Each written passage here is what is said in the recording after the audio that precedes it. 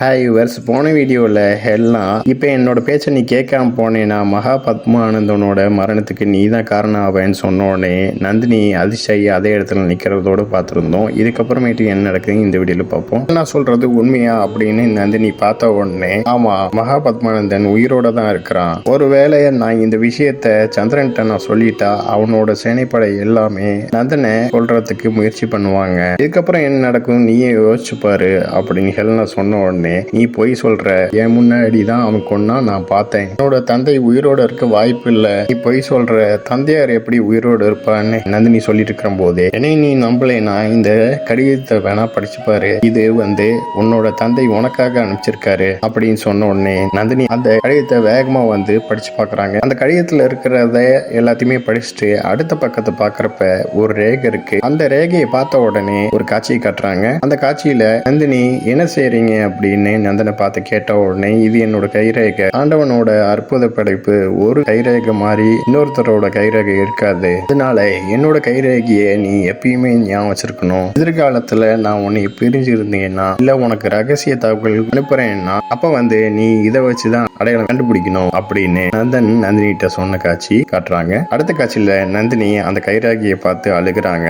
அந்த கைரேகையை பார்த்த சந்தோஷத்துல என்னோட தந்தை உயிரோடு இருக்காரு அப்படின்னு சொல்லிட்டு இருக்காங்க. அந்த நேரத்துல ஆமா, ரொம்ப நாட்கள்ல இருக்க மாட்டாரு, இந்த விஷயத்த நான் சந்திராட்ட சொல்லிட்டேன்னா அப்படின்னு சொல்ற போதே நந்தினி ஹெல்னா காலில் விழுந்துட்டு வேண்டாம் சொல்லாத, சரி சந்திராட்ட சொல்லிடாத, உன் காலை பிடிச்சி கெஞ்சி கேட்கிறேன் அப்படின்னு நந்தினி சொன்ன உடனே நீ என்ன நினைச்ச, நீ சொல்றத நான் கேட்பேன்னு நினைச்சியா அப்படின்னு ஹெல்னா கேட்குறாங்க. நீ பார்த்து நடுங்கணும்னு தான் என்னோட ஆசை அப்படின்னு சொல்லிட்டு ஹெல்னா வேகமா சந்திராட்ட போய் கொடுக்கறதுக்கு போறாங்க. அந்த நேரத்துல நந்தினியும் தொடர்ச்சியா கெஞ்சிட்டு இருக்காங்க. நந்தினி கெஞ்சுறத பார்த்த ஹெல்னா சந்திராட்ட சொல்ல மாட்டேன், ஆனா அதற்கு ஈடா நான் சொல்றது நீ செஞ்சாகணும் அப்படின்னு சொல்றாங்க. இதை கேட்ட நந்தினியும் சரி நான் செய்யறேன் நீ சொல்லு அப்படிங்கிறாங்க. இன்னையில இருந்து என்னோட அறையில தான் இருக்கணும், நான் சொல்றது தான் நீ கேட்கணும் அப்படின்னு சொன்ன உடனே நந்தினியும் சரி நான் இன்னையில இருந்து உன்னோட இருக்கிறேன், நீ சொல்றது கேட்கிறேன் அப்படிங்கிறாங்க. இது மட்டும் இல்லாம சந்திராட்ட நீ கடுமையா நடந்துக்கணும், விருப்ப காட்டணும் அப்படிங்கிறாங்க. எல்லாம் அவன் உன்னைய நெருங்கிறதுக்கு வாய்ப்பு கொடுக்க கூடாது, அவனை பார்க்க கூட நீ விரும்பல அப்படிங்கறத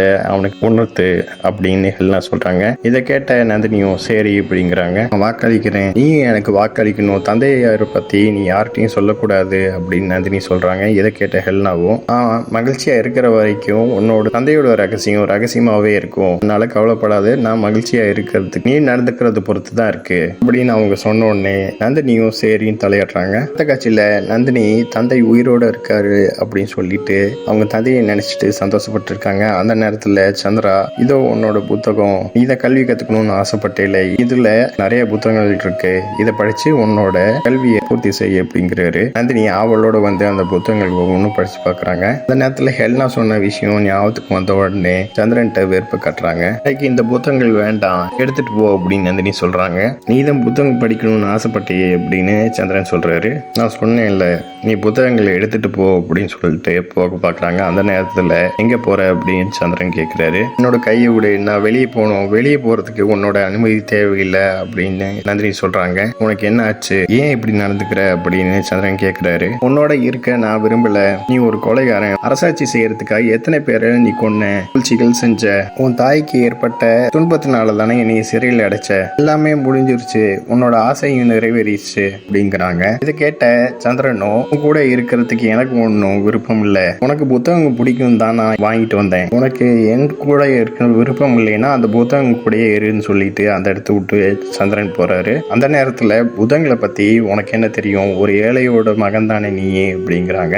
உடனே சந்திரனும் கோபமா பாக்குறாரு. புத்தகங்களை பத்தி உனக்கு என்ன தெரியும்னு சொன்னோடனே நந்தினின்னு சந்திரன் சொல்ல, குரலை உயர்த்தாத அப்படின்னு சொல்லிட்டு வேகமா போய் ஒவ்வொரு புத்தகங்களையும் எடுத்து இந்த புத்தகங்களை நீ படிச்சிருக்கியா, இந்த புத்தகங்களை அப்படின்னு ஒவ்வொரு புத்தகங்களையும் காட்ட சந்திரனும் கோபப்படுறாரு. அதே நேரத்துல உனக்கு உயிரை பறிக்க தான் தெரியும், நீ ஒரு கொலைகாரன், சூழ்ச்சி செய்யறது, குடும்பத்தை பழி வாங்கறது, ராஜ்யத்தை பறிச்சுக்கிறது, இதை தவிர உனக்கு என்ன தெரியும், உன்னைய பார்த்தே உன்னோட தாய் தந்தை எப்படிப்பட்டவங்கன்னு தெரிஞ்சு போச்சு, நிச்சயம் உன்ன மாதிரி ஒரு சுயநலம் பிடிச்சவங்களா தான் இருப்பாங்க, அதனாலதான் என்னோட தந்தை அழைச்சிட்டாரு, உன்னோட தாயையும் கைதியாக்கி வச்சிருந்தாரு, ஒரு விரோதிக்கு தகுந்த தண்டனை தான் அது அப்படின்னு சொன்னோடனே சந்திரன் கோவப்பட்டு நந்தினி கத்துறாரு. இன்னைக்கு நீ எல்லாம் மீறி பேசிட்ட, அப்படியா, அதுக்கு என்ன செய்வ அப்படின்னு நந்தினி கேட்ட உடனே என்னோட தவறை திருத்திக்கிறேன், உன்னைய உயிரோட விட்டது தப்பா போச்சு, உன்னோட என்னோட தந்தையும் சகோதரர்களையும் கொன்னப்ப நான் உன்னையும் கொண்டிருக்கணும்னு சொன்ன உடனே நந்தினி சிரிக்கிறாங்க. உன்னால என்னைக்கும் அந்த மாதிரி செய்ய முடியாது, ஏன்னா உன்னோட ஆச்சாரியர் எப்பயும் அந்த மாதிரி செய்ய விட மாட்டாரு, உன்னால என்னோட கூந்தலை கூட அடிக்க முடியாது